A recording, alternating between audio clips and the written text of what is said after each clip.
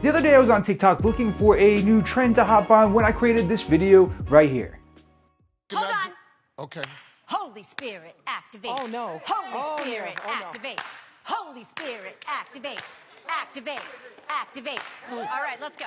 As you can tell, I was trying to use that funny trend to express my frustration with constantly getting asked why not use a catheter instead of diapers. That particular video actually took off, getting close to almost 1 million views right now, and this is why. You can see all of these comments here of various different horror stories of people who have experienced catheters and the pains and frustrations that using catheters constantly or even just temporarily can cause. So just in case you're unfamiliar with the different types of ways to use a catheter, there is what's called the intermittent catheter. This is kind of what it sounds like, where you occasionally insert the catheter, you drain your bladder, and then you immediately remove the catheter once you've done draining your bladder. This obviously wouldn't work for incontinence because it's not a release issue, it's a too much releasing issue. So that's not really an optimal treatment for incontinence because you kind of need something there to protect you all the time because you never know when your bladder is going to release. There's also what's called an indwelling catheter. It's inserted into your bladder and then they inflate a ball in your bladder to keep it in place and keep it from slipping out.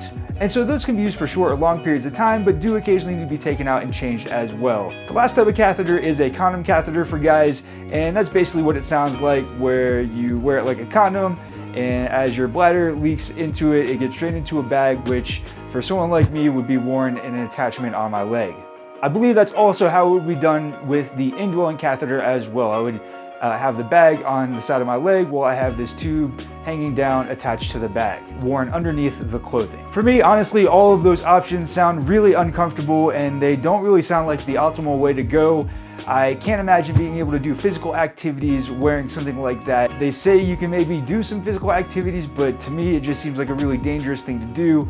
I am not trying to mess up that part of my body. I'd like to keep everything else intact and working appropriately. When it comes to managing incontinence, there really aren't a whole lot of other options, especially if you also have bowel accidents. That's the other reason that I personally don't go with a catheter, is I do occasionally have a bowel accident and catheters can't really help with that. So personally, I think diapers is probably one of the best ways to go about managing incontinence, whether it's urinary incontinence or bowel incontinence.